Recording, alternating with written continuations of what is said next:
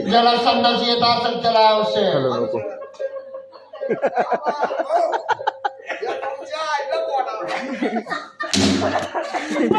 माझे दादा अरे मला तुम्ही बसली कशाला हो आम्ही बसलो म्हणा मोती पारावरती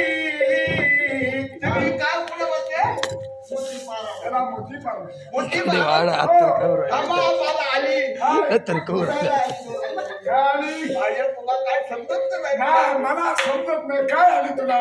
मगच कोण